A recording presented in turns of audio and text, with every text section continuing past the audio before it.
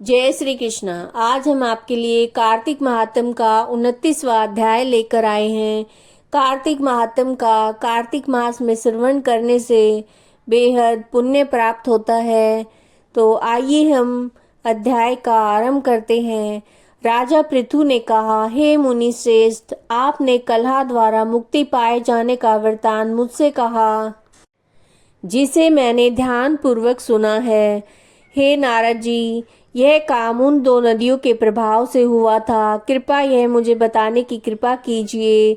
नारद जी बोले, हे राजन, कृष्णा नदी साक्षात भगवान श्री कृष्ण महाराज का शरीर और वेणी नामक नदी भगवान शंकर का शरीर है। इन दोनों नदियों के संगम का महात्म श्री ब्रह्मा जी भी वर्णन करने में समर्थ नहीं है। फिर भी चूंकि आपने पूछा है, इसलिए आपको इनकी उत्पत्ति का वृतांत सुनाता हूँ। ध्यान पूर्वक सुनिए। चाक्षु मनवंतर के आरंभ में ब्रह्मा जी ने साये पर्वत के शिखर पर यज्ञ करने का निश्चय किया। वह भगवान विष्णु, भगवान शंकर तथा समस्त देवताओं सहित यज्ञ की सामग्री लेकर उस पर्वत के शिखर पर गए। महर्षि भृगु आदि ऋषियों ने ब्रह्म मुहूर्त में उन्हें दीक्षा देने का विचार किया। तत्पश्चात भगवान विष्णु ने ब्रह्मा जी की भार्या तवरा को बुलवाया। वह बड़ी धीमी गति से आ रही थी। इसी बीच में भृगु जी ने भगवान विष्णु से पूछा, हे प्रभु, आपने तवरा को शीघ्रता से बुलाया था, वह क्यों नहीं आई?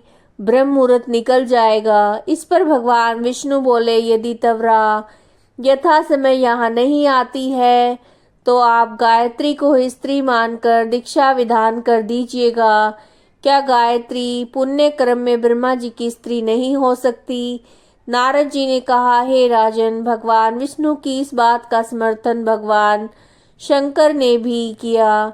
यह सुनकर भृगु जी ने गायत्री को ही ब्रह्मा जी के दाईं ओर बिठाकर दीक्षा विधान आरंभ कर दिया।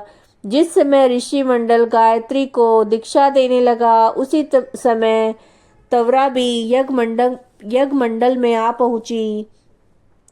ब्रह्मा जी के दाईं ओर गायत्री को बैठा देखकर ईर्ष्या से कुपित होकर तवरा बोली, जहाँ अपूज्यों की पूजा और पूज्यों की प्रतिष्ठा होती है, वहाँ पर दुर्भिक्ष, मृत्यु और भय तीनों अवश्य हुआ करते हैं। यह गायत्री ब्रह्मा जी के दाईं ओर और मेरे स्थान पर विराजमान हुई है, इसलिए यह अदृश्य बहने वाली नदी होगी।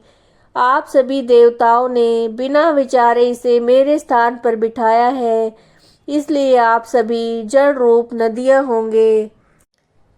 नारद जी राजा पृथु से बोले, हे राजन, इस प्रकार तवरा के शाप को सुनकर गायत्री क्रोध से आग बबूला होकर अपने होठ चबाने लगी।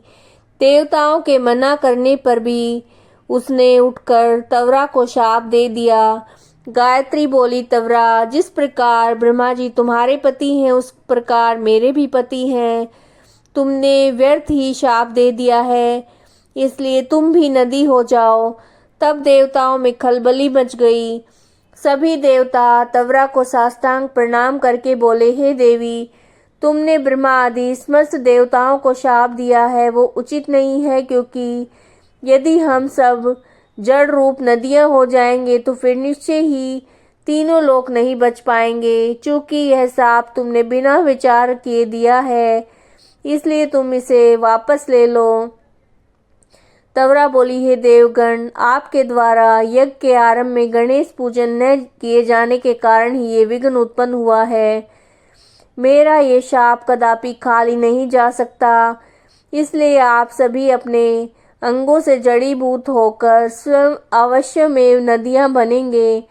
हम दोनों सोतने भी अपने अपने वंशों के पश्चिम में बहने वाली नदियां बनेंगी। नारद जी राजा पृथु से बोले, हे राजन, तवरा के ऐसे वचन सुनकर भगवान विष्णु, शंकर आदि सभी देवता अपने अपने अंशों से नदियां बनकर गए। भगवान विष्णु के अंश से कृष्णा, भगवान शंकर के अंश से वेणी और ब्रह्मा जी के अंश से कुकुदमवती नामक नदियां उत्पन्न हो गई। समस्त देवताओं ने अपने अंशों को जड़ बनाकर वहीं सहे पर्वत पर फेंक दिया। फिर उन दोनों के अंश पृथक पृथक नदियों के रूप में बहने लगे। देवताओं के अंशों से सहस्त्रों की संख्या में पश्चिम की ओर बहने वाली नदियां उत्पन्न हो गई। गायत्री और तवरा दोनों पश्चिम की ओर बहने वाली नदियां होकर एक साथ बहने लगी।